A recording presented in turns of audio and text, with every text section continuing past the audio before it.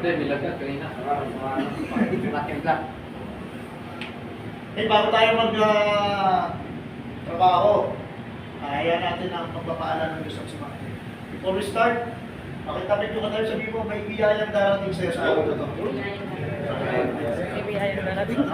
Sabi po sa Galatia 6, kaya huwag tayong magsawa sa paggawa ng mabuti, sapagkat darating ang takdang panahon na tayo naani kung tayo hindi magsawa. Ako tayo mag-pray, may kwento lang. Minsan daw may isang pulis na sobrang pagmamahal sa kanyang buhok. Kaya nung bata pa lang siya, suklay siya, nagay siya ng hit. Until one day, pag-isip niya itong tao na to, tatlo na lang yung buhok niya. Sabi niya, dapat special ang gagawin ko sa buhok ko.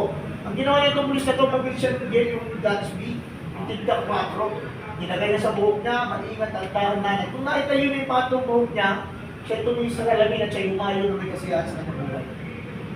Maglipas ng araw, pag-isip niya itong pulis na to, nakita niya na dalawa na lamang yung buhok niya, sabi niya dapat pang special. Ano mo ginawa na itong pulis na to?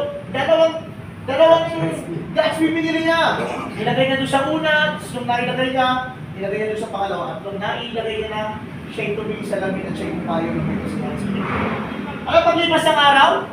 Pag-isip niya itong tao na to, isa na lamang yung buhok niya. Sabi niya, dapat pang special. Ano mo ginawa niya?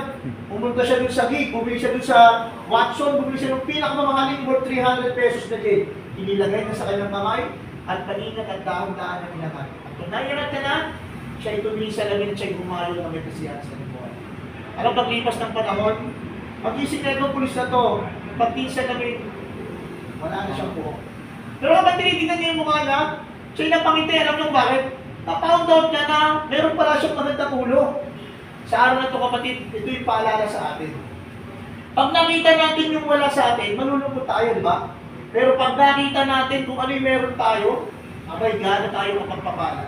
Siguro, tingnan mo, uniforme natin, susuot natin. Bago ka daw magreklamo doon sa anak mong makulit, tandaan mo, maraming tao na nalalangin magkaroon lamang ng anak. Bago ka magreklamo doon sa asawa mo doon na bumangera, tandaan mo, maraming tao na nalalangin magkakaroon ng makakapareha. At bago tayo magreklamo sa trabaho natin, tandaan mo, maraming tao nag-a-apply na maging pulis. At kung nagre-reklamo ka na sa buhay mo sa araw ko, tandaan mo, maraming tatay, maraming nanay ang pumipila sa PGH, ma-extend man lamang ng kaunti ang kanilang buhay.